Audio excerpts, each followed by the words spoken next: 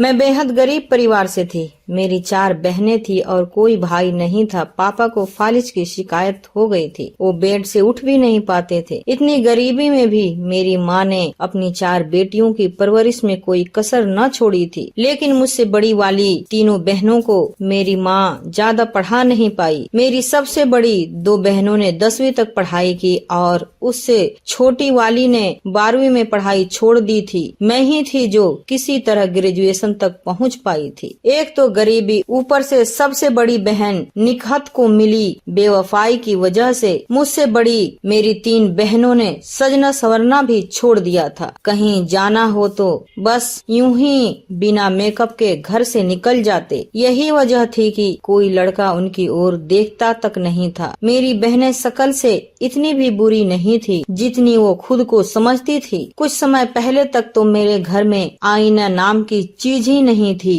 वो तो अब मैं एक छोटा सा आईना अपने बक्से में छुपा कर रखती हूँ ताकि कहीं बाहर जाना हो तो मैं अपनी बहनों जैसी न दिखूं। एक दिन मेरे घर कुछ मेहमान आए। एक बुजुर्ग आदमी के साथ 2-3 लोग थे और एक औरत भी थी जो देखने में तेज तर्रार लग रही थी। सबके लिए मैं ही चाय बनाकर ले गई। मुझे देखते ही मेरी अम्मी ने मेहमानों से कहा, यह मेरी सबसे छोटी बेटी गुलशन है। मैंने अपने घर आए मेहमानों को बेमन से सलाम किया और जाने को हुई। तभी अम्मी ने कहा, गुलशन जाकर अपनी तीनों बहनों को यहाँ भेजो। अम्मी के कहने पर बारी बारी से मेरी तीनों बड़ी बहनें मेहमानों के सामने खुद को हाजिर करती रही। मेरी बहनों की नुमाइश का सिलसिला घंटे भर तक चलता रहा। शाम तक सभी मेहमान चले गए तो हम चारों बहनें अपनी माँ के पास इकट्ठी हुई और मैंने अम्मी से पूछा, अम्मी हम चारों को आप बेच रही हो क्या? अम्मी मेरी इस बात पर मुस्कुराई और बोली, बेटी ये लोग तुम्हारे अब्बू के दूर के रिश्तेदार मंसूर अली थे। साथ में उनकी बीवी रुकैया और रुकैया के भाई थे। पटना से यहाँ आए थे और कह रहे थे कि उनके 3 बेटे हैं। बड़े वाले बेटे परवेज अली को छोड़कर बाकी 2 बेटों की शादी अभी तक नहीं हुई है। मंसूर अली के बड़े बेटे परवेज तलाकशुदा है और उसके 2 बच्चे भी हैं। तो वो चाहते हैं कि तुम तीनों बड़ी बहनों को वो अपने घर की बहू बनाएं। 3 सगी बहनें एक ही घर में होंगी तो घर में कभी भी बंटवारा नहीं होगा। मैंने माँ की बात को बीच में काटते हुए कहा, अम्मी निकहतबाजी के लिए परवेज का रिश्ता मुझे मंजूर नहीं है। निकहतबाजी में ऐसी क्या कमी है जो उनकी शादी 2 बच्चों के बाप से करवाई जाए? अम्मी बोली, बेटी कभी कभी परिवार के लिए किसी न किसी को हालात के आगे झुकना ही पड़ता है। 2 बच्चों का बाप है तो क्या हुआ, है तो मर्द ही न। और निकहत के साथ उसकी 2 बहनें भी तो उसी घर में जाएंगी। इससे अच्छी बात और क्या होगी? अभी तो ये लोग तीनों को देख कर गए हैं। अपने घर में सलाह मशविरा के बाद जल्द ही मंसूर भाई फोन करेंगे। सबसे बड़ी बात ये है कि मंसूर भाई को कोई दहेज नहीं चाहिए, बल्कि वो तो अपने बेटों के लिए अच्छे लड़कियों की तलाश में थे और अब जाकर उनकी तलाश पूरी हुई। इस रिश्ते को लेकर मेरी माँ बेहद खुश थी। उसे तो ऐसा लग रहा था जैसे उसकी दुआएं कबूल हो गई हो। लेकिन हम बहनों के दिलों में बड़ी बहन निकहत को लेकर एक अनजान सा डर हावी हो रहा था कि दुनिया इतनी सीधी भी नहीं है। मेरी सबसे बड़ी बहन निकहत को छोड़कर बाकी की 2 बहनें तो इस रिश्ते के लिए राजी थी। एक तो 2 बच्चे के बाप से शादी और दूसरे निकहत का दिल पहले से टूटा हुआ था, इसलिए उसे मर्द जात पर भरोसा ही न था। वो चाहती थी कि उससे छोटी 3 बहनों की शादी हो जाए और वो जीवन भर कुंवारी रहकर माँ बाप के बुढ़ापे का सहारा बनी रहे। लेकिन मैं निकहत के कहने पर इस तरह की शादी में खुद को नहीं झोंक सकती थी। इसलिए मैं अपनी बड़ी बहन निकहत को समझाने की कोशिश करती रही कि वो हम सबसे बड़ी है। अगर वो कुंवारी रही तो अम्मी अब्बू को अच्छा नहीं लगेगा। मेरे अब्बू जब तक ठीक थे हम लोगों की मुश्किलें आसान थी। पापा की तनख्वाह से मेरी माँ अपनी 4 बेटियों को किसी चीज की कमी न होने देती। लेकिन 10 साल पहले अब्बू को पैरालिसिस की शिकायत हुई और उनका काम छूट गया। तब से हम लोगों के बुरे दिन शुरू हो गए। कहने को तो रिश्तेदारों की कोई कमी न थी, लेकिन मुसीबत में सबने मेरी माँ का साथ छोड़ दिया। मैं घर में ही बच्चों को ट्यूशन पढ़ाती थी, जिससे परिवार के गुजर बसर का इंतजाम होने लगा था। मेरी माँ को सबसे ज्यादा चिंता मेरे से बड़ी वाली 3 बहनों की थी, क्योंकि सबसे बड़ी बहन निकहत की उम्र 28 की हो चुकी थी और हम सभी बहनों की उम्र में 2-2 साल का ही फासला था। बेगूसराय जैसी छोटे शहर में तो 26 और 28 की औरतों के बच्चे भी जवान होने लगते हैं, लेकिन मेरी तीनों बहनें इस उम्र में अभी तक कुंवारी थी। 5 साल पहले मेरी बड़ी बहन निकहत को पड़ोस में रहने वाले निजाम नाम के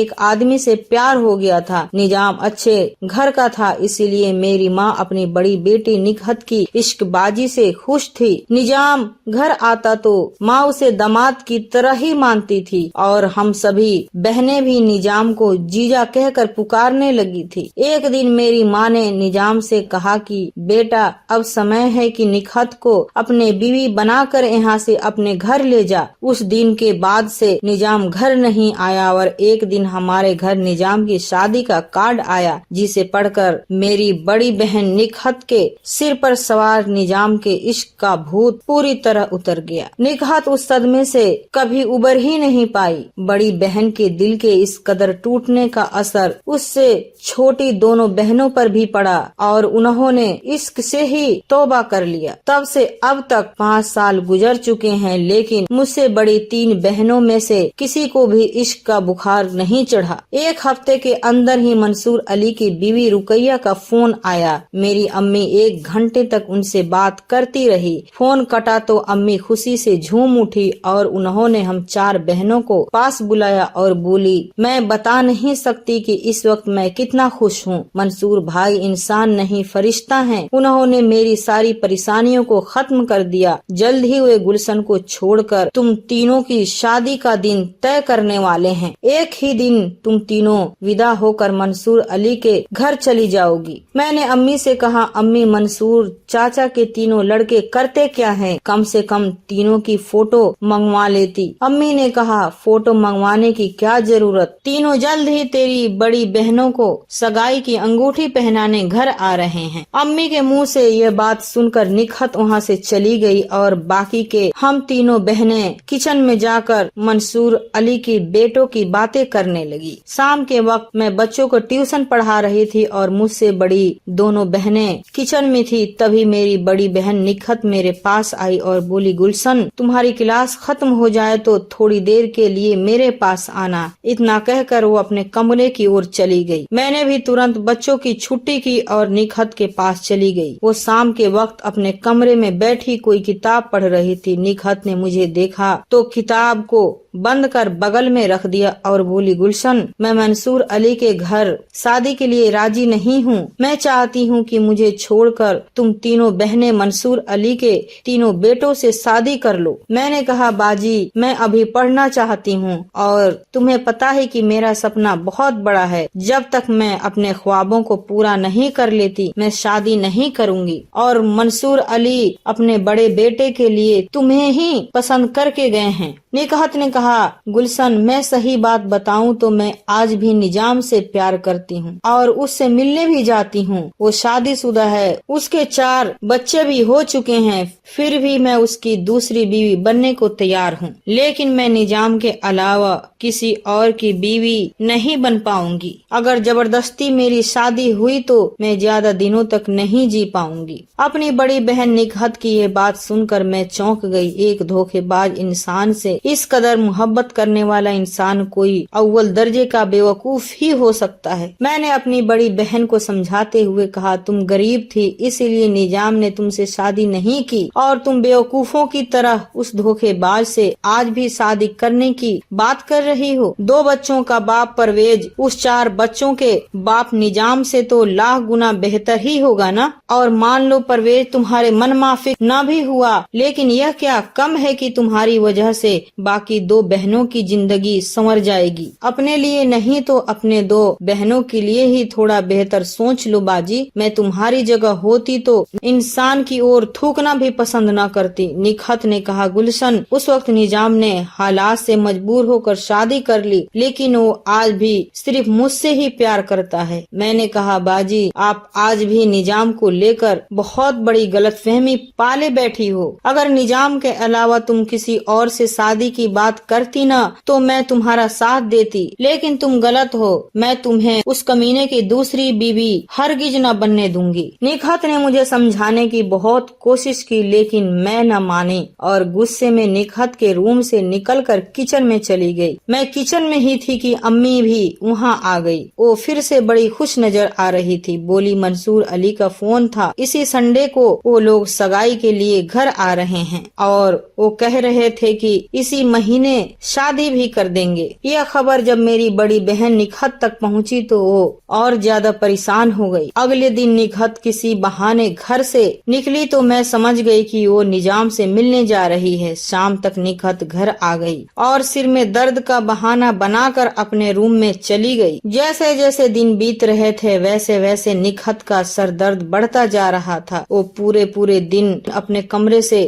باہر نہ نکلتی۔ سنڈے کا دن بھی آ گیا۔ ہم تینوں بہنیں صبح جلدی اٹھ کر مہمانوں کی آنے کی تیاریوں میں لگ گئے۔ امی نے ابو کو بھی صبح صبح نہلا کر ان کے پرانے بیڈ پر لٹا دیا تھا۔ صبح کے 10 بجے تھے کہ منصور علی، ان کی بیوی رقیہ اور ان کے تینوں بیٹے گھر پہنچ گئے۔ ساتھ میں کچھ اور لوگ بھی تھے۔ مہمان اپنے ساتھ ڈھیر سارا سامان لے کر آئے تھے۔ پھلوں کی ٹوکرے، کپڑے اور کچھ گہنے تھے جنہیں دیکھ کر میری ماں کے ساتھ ہم سب بہنیں بھی بڑی خوش تھی۔ اتنا سارا سامان تو ہم نے اپنی زندگی میں کبھی نہیں دیکھا تھا۔ ہم 3 بہنیں مہمانوں کی خاطرداری میں لگی تھی لیکن میری بڑی بہن نکہت صبح سے کمرے سے باہر ہی نہیں نکلی تھی۔ ماں کے کہنے پر میں نکہت کے کمرے میں گئی تو وہ نڈھال سی بیڈ کے ایک کونے میں پڑی تھی۔ میں نے اس سے کہا، باجی تم اس دن نظام سے ملنے ہی گئی تھی نا، کیا ہوا؟ اس نے پھر سے اپنا کمینہ پن دکھا دیا۔ اگر وہ تمہیں اپنانا چاہتا نا تب تم اس وقت یہاں یوں نہ پڑی ہوتی۔ اب اپنی پرانے عشق بازی کو بھول جاؤ اور نئے رشتے کو خوشی خوشی قبول کر لو۔ جلدی تیار ہو کر بیٹھک میں چلو، آج آپ کی سگائی ہے، آپ کا ہونے والا دولہا وہاں آپ کا انتظار کر رہا ہے۔ میں نے دیکھا نظام سے تو لاکھوں درجے بہتر ہی ہے وہ۔ میں نے نکہت کا ہاتھ پکڑا اور اسے لے کر باتھ روم تک گئی اور بولی، جلدی سے نہا کر وہ لال والا سوٹ پہن لو، اس میں تم بہت خوبصورت لگتی ہو، میں آدھے گھنٹے میں آتی ہوں۔ مہمانوں کی خاطرداری میں ہم تینوں بہنیں لگی ہوئی تھی۔ جب بھی ہم بہنیں کچن میں اکٹھا ہوتی تو گھر میں آئے دولہوں کی ہی بات کرتی۔ مجھ سے بڑی عشرت نے اپنے والے کو پہچان لیا تھا۔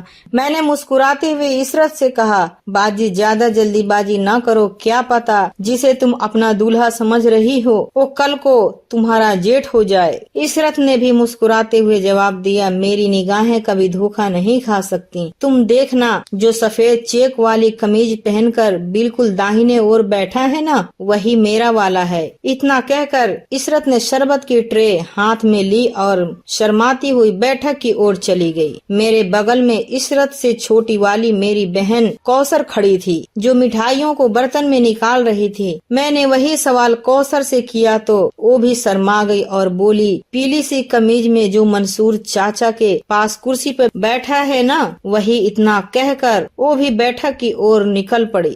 آدھا گھنٹہ بیت چکا تھا لیکن نکہت اب بھی کمرے سے باہر نہیں نکلی تھی۔ اس بات سے مجھے اپنی بڑی بہن پر غصہ آ رہا تھا۔ میں پھر سے اس کے روم میں گئی تو دیکھا کہ وہ ابھی تک بنا نہائے ہی پڑی ہے۔ میں نے غصے میں کہا، اگر اس وقت ابو ٹھیک ہوتے تو آپ کی اس حرکت وہ صدمے میں مر جاتے۔ تم چلو گی یا؟ تبھی نکہت بول پڑی، میں جیسی ہوں ویسے ہی چلوں گی، منظور ہو تو بولو۔ میں نے کہا، ٹھیک ہے تم مت نہاؤ لیکن تھوڑا منہ ہاتھ تو دھو لو۔ تھوڑی دیر میں بیٹھک میں نکہت بھی داخل ہوئی اور سبھی کو سلام کیے بنا ہی ایک طرف جا کر کھڑی ہو گئی۔ انگوٹھی بدلنے کی رسم شروع ہوئی اور میری دونوں بڑی بہنیں بالکل صحیح ثابت ہوئی۔ اپنے اپنے محبوب کی نظروں کو پہچاننے کی ان کی کلا کی میں قائل ہو چکی تھی۔ میں ان کی جگہ ہوتی تو شاید میرا تیر اتنا نشانے پر کبھی نہ لگتا۔ دیکھنے میں تو تینوں بھائیوں میں عمر کا زیادہ فرق نہیں تھا لیکن سب سے بڑے والے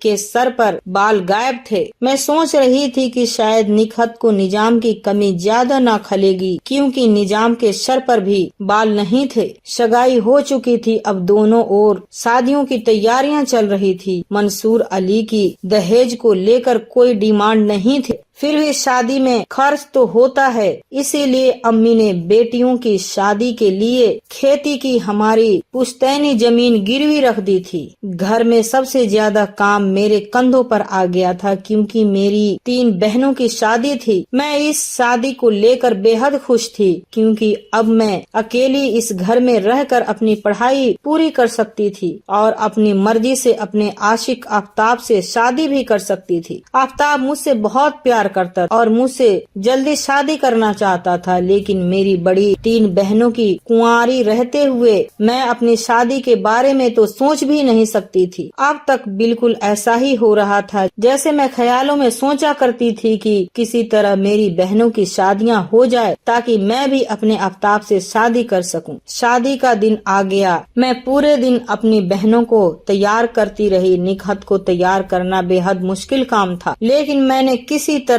इस मुश्किल काम को भी अंजाम दे दिया और तय समय पर बारात भी आ गई। निकाह की रस्म शुरू होने से पहले मालूम चला कि निखत घर में नहीं है। पूरा घर छान मारा, लेकिन निखत का कहीं अता पता नहीं था। यह जानकर हम सभी के होश उड़ चुके थे। मेरी माँ तो बार बार बेहोश हो रही थी। अम्मी को डर था कि मंसूर अली को जब यह बात पता चलेगी तो वह बारात वापस लेकर चला जाएगा और फिर उसकी बेटियों से कोई शादी नहीं करेगा। मेरी दोनों बड़ी बहनें भी हालात को देखकर घबरा गई थी। तभी मंसूर अली की बीवी रुकैया घर में दाखिल हुई और बोली, निकाह का वक्त हो गया है, मुफ्ती साहब इजाजत चाहते हैं। मैंने कहा, चाची जी, मेरी बड़ी बहन की तबीयत थोड़ी ठीक नहीं है, इसीलिए आप मुफ्ती साहब को आधे घंटे और इंतजार करने को बोल दीजिए। रुकैया के जाते ही मेरी अम्मी फिर से बेहोश हो गई। मैंने उनके चेहरे पर पानी का छिड़काव किया तो वो होश में आई और मेरे आगे हाथ जोड़े गिड़गिड़ाती हुई बोली, गुलशन, अब तू ही इस घर की तबाही को रोक सकती है। मैंने कहा, वो कैसे अम्मी? अम्मी ने कहा,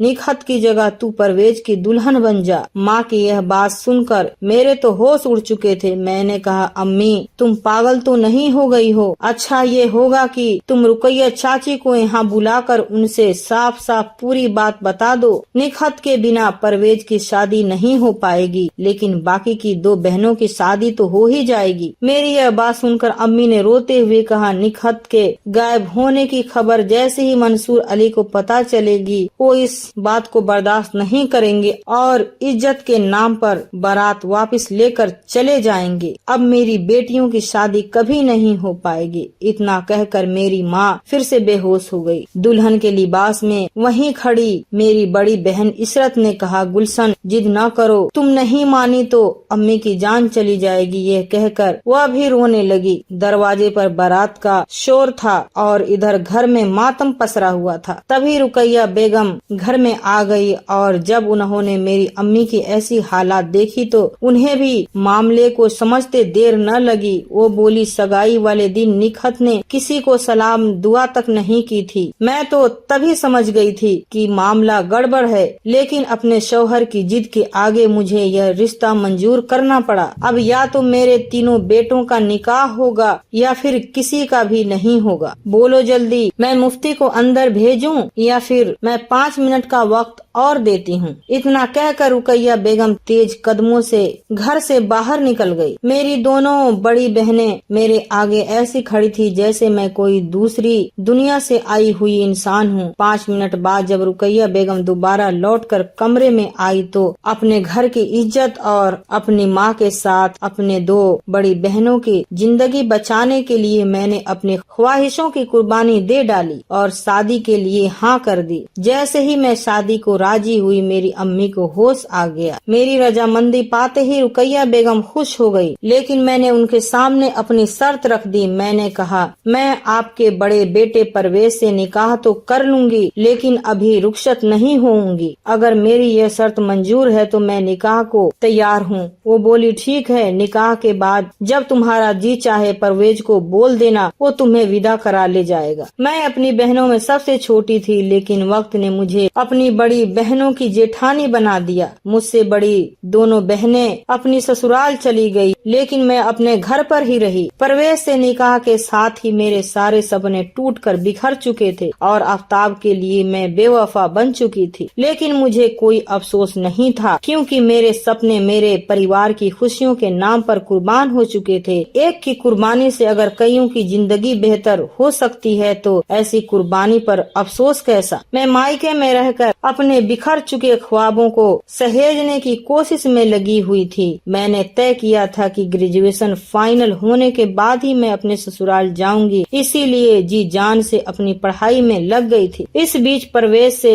فون پر باتیں ہوئی تو وہ مجھے بے حد سلجھا ہوا نظر آیا، لیکن جب تک انسان کو پرکھ نہ لو تب تک کسی بھی انسان کے بارے میں آخری رائے قائم کرنا بیوقوفی کے سوا اور یہی سوچ کر میں پرویز کے بارے میں آخری فیصلہ نہیں کر پا رہی تھی۔ دھیرے دھیرے میری شادی کو 6 مہینے گزر چکے تھے، میرا ریزلٹ بھی آ چکا تھا۔ گریجویشن کمپلیٹ ہونے کے بعد ہی میری امی مجھے لے کر پریشان ہونے لگی۔ وہ کہتی کہ بیٹی آخر کب تک مائکے میں زندگی بتائے گی، اسے سسرال تو جانا ہی ہوگا نا۔ میں امی کو ہر بار ٹال دیتی، لیکن میرا گریجویشن فائنل ہو چکا تھا، اب گھر پر رکنے کا میرے پاس کوئی بہانہ نہیں بچا تھا۔ مجھے سب سے زیادہ غصہ اپنی بڑی بہن نکہت پر تھا۔ میری زندگی کی تباہی کی اکلوتی ذمہ دار وہی تھی۔ میں نے طے کیا کہ ایک بار نکہت سے مل لوں۔ میں نے نظام کا پتہ لگایا تو مجھے پتا چلا کہ نظام بیگوسرائے چھوڑ کر پٹنہ جا چکا ہے۔ بیگوسرائے میں نظام کا پشتینی گھر میرے گھر سے زیادہ دور نہیں تھا۔ نظام کے بوڑھے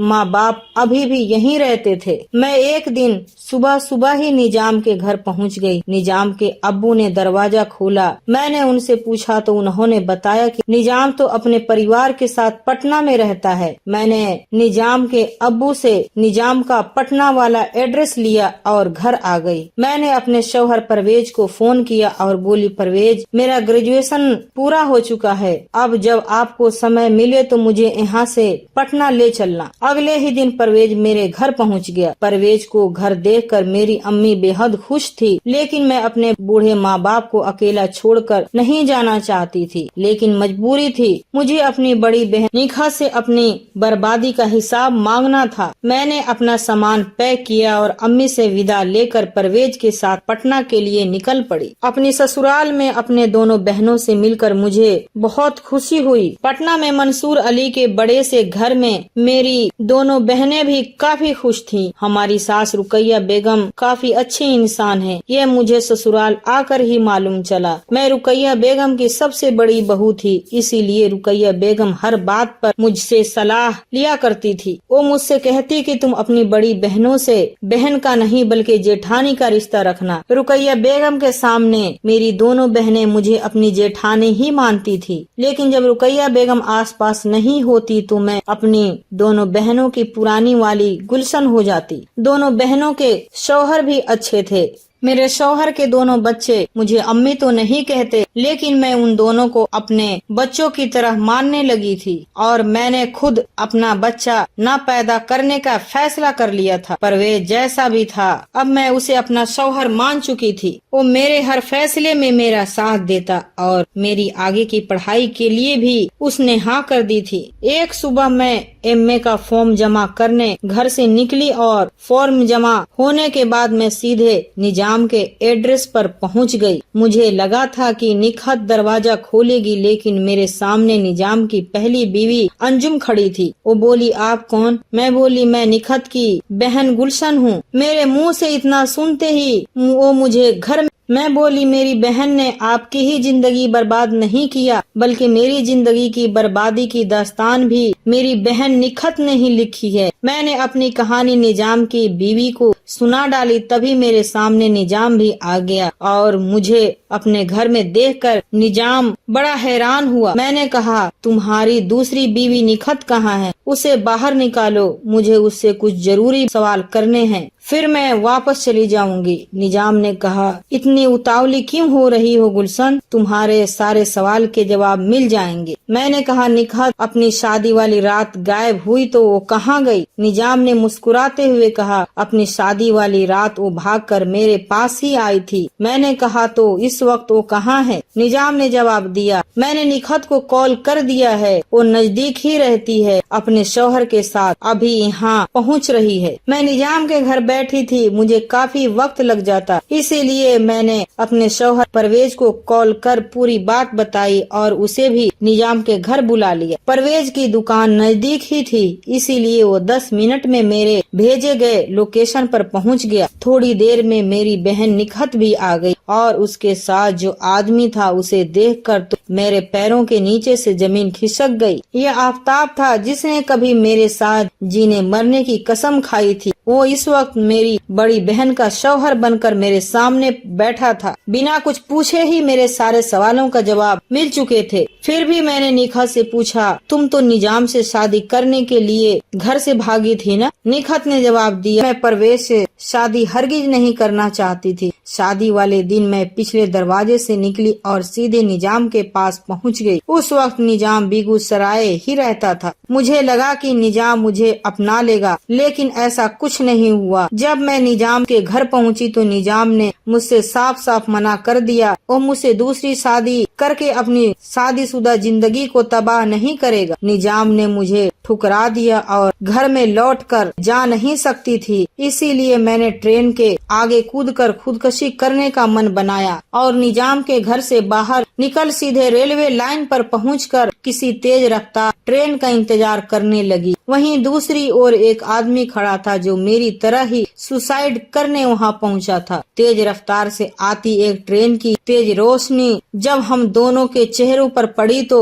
दोनों ने एक दूसरे को पहचान लिया। तुमने आफ्ताब को बिना बताए परवेज से शादी कर ली थी। आफ्ताब तुम्हारी इस बेवफाई की सजा खुद को देने निकला था और मैं निजाम की बेवफाई को झेल न पाई थी, इसलिए खुद को खत्म करने निकली थी और हम दोनों की मुलाकात मौत की दहलीज पर हो गई। ट्रेन निकल गई और मैं आफ्ताब के साथ उसके घर पहुंच गई। इस तरह मौत के करीब पहुंचकर हम दोनों ने नए जीवन की शुरुआत कर डाली और इस वक्त मैं आफ्ताब को पाकर बहुत खुश हूँ। मैं जानती हूँ कि ये सब मेरी गलती से हुआ, इसलिए मैं तुम्हारी गुनहगार हूँ गुलशन। हो सके तो मुझे माफ कर देना। मैंने निखत को माफ कर दिया था क्योंकि परवेज जैसे शौहर को पाकर मैं भी खुश थी। 2 बच्चों का बाप जरूर था, लेकिन मेरे ख्वाबों को पूरा करने में मेरा सबसे बड़ा मददगार भी इस वक्त परवेज ही था। कहानी से सीख, कभी कभी वक्त की आंधी में जिंदगी उलट सी जाती है। वक्त की इस आंधी में कई लोग तो खुद को संभाल ही नहीं पाते और टूट कर बिखर जाते हैं, लेकिन जो समझदार होते हैं वो जिंदगी को फिर से सही रास्ते पर ले आते हैं। आपको यह वीडियो कैसा लगा कमेंट बॉक्स में जरूर बताएं। मेरे इस चैनल को सब्सक्राइब जरूर करें क्योंकि मैं आपके लिए लाती हूँ सबसे ओरिजिनल कहानियाँ। शुक्रिया आप